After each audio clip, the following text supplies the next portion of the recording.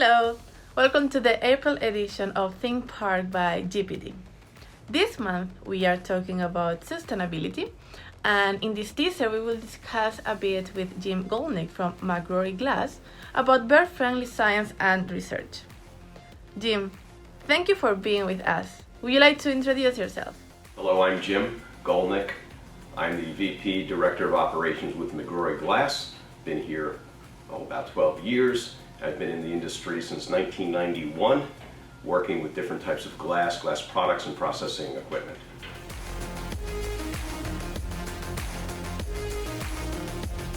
So, Jim, what testing methods have had the biggest impact of bird-friendly building legislation? Well, that's a good question. The testing that is available out there for glass consists of primarily two types. One is field testing, where glass is actually tested in the field. In North America, that's done by Dr. Clem at Muhlenberg College. And the other is tunnel testing, where birds are put into a tunnel with glass, and the glass is tested in the tunnel.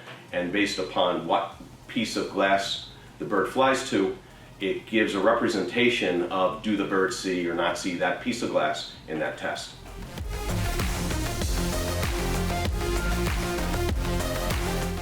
Is there a clear path to describing specific architectural glazing as bird-friendly?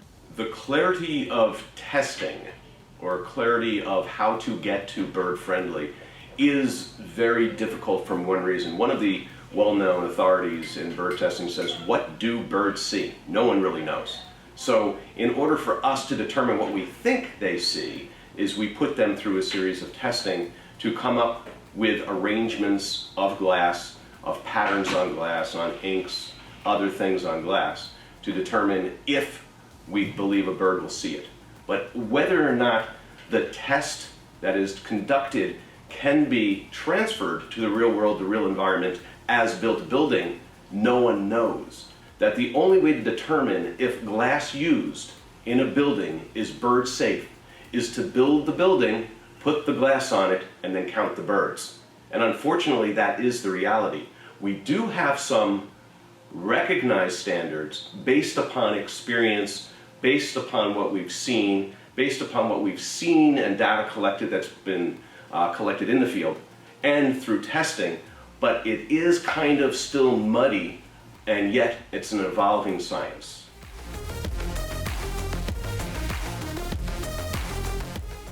What are the issues with current bird-friendly product development, labeling, sale?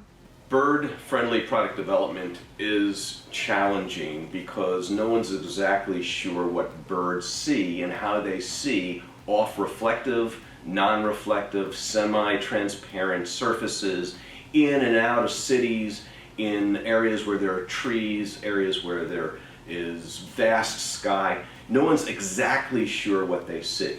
And so it's very difficult sometimes to envision how to develop something that birds do see very readily, and yet the architect wants humans to maybe not see. That what we have found is developing products is tough because you got to get them approved or tested to be bird friendly, bird safe, and yet there's very little testing available, and the testing that is available is very suspect in what it's able to actually show. It does show a comparison of one piece of glass to another, but it doesn't show what that glass is actually going to do once it's on the building. So product development is slowed down by testing availability, also based upon what we actually know about birds. And then once the test is done, understanding, is it actually going to operate the way that you think it will based upon what results were in the testing. The challenge of current bird-friendly labeling is a lot of it has been pushed forward by the industry with a limited knowledge on what bird-friendly glass really is, what birds see, and as well as testing that really isn't able to be applied to real world. That a tunnel test in an environment where it's made for transparency and a bird to see through glass and tested in a binomial fashion isn't able to be taken and say, oh, now I put it on a building, it's going to be bird safe, because it's not utilized in the same way. Yet, a lot of the rules, the standards, the best practices have been put in place because of results of tunnel testing and listening to the authorities who have been trying these tests in an effort to come up with the best way to determine if different products would be bird-friendly. One of the main challenges of bird-friendly products is what people believe bird-friendly has to be. For instance, there's been, to me this is a challenge, is that there's a product out there that one authority claims to be bird-friendly and the other claims to be extravagantly lethal. Again, one says this is bird-friendly and it's on their website. This is a testing authority on the website as bird-friendly, and yet the other authority says it's lethal. And when you have those products marketed with a stamp of bird-friendly out there against another product that's been tested in both environments and shown to be highly effective, and they're all getting the same ear of the architect, it's very difficult for anyone to really understand what is truly bird-friendly.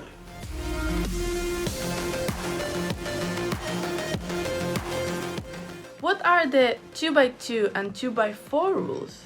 2x2 and 2x4 rule.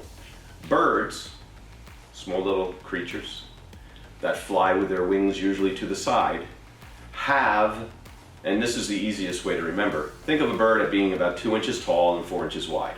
A bird will look to fly through an opening that at least fits itself. So the 2x2 and 2x4 rule have come over time as we think we understand that birds will only try to fly through something where they think they will fit.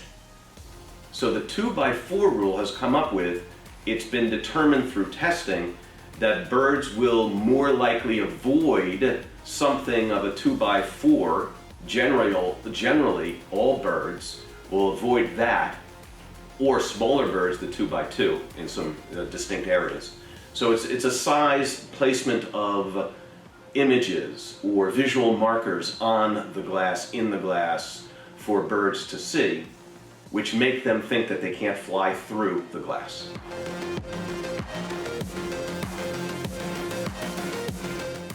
So, Jim, what do birds see? What do birds see? One authority says we don't actually know what they see.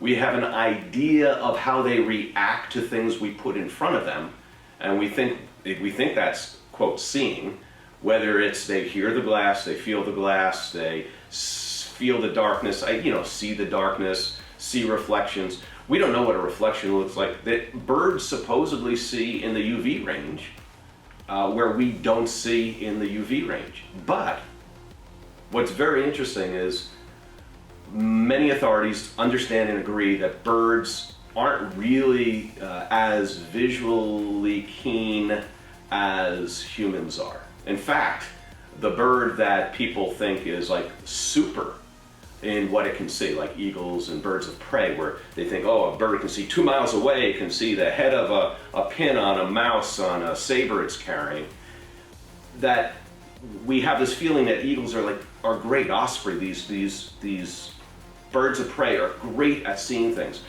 But in actuality, they're almost no better at seeing things than the average 13-year-old human. That's the best birds. In fact, the best birds are about 2 times better at seeing things than an average 13-year-old human. Whereas most birds, the birds that we have all around us flying near our windows, see about 5 to 9 times worse than the average human. What that means is their visual acuity, the ability to look at a faint line at a distance, how big that line has to be so they see it, which is done through a series of testing. That line has to be 5 to 9 times bigger for a bird to see it than a human. What means to me is that in order for a bird to avoid a piece of glass, it has to be really easy for that human to see that piece of glass.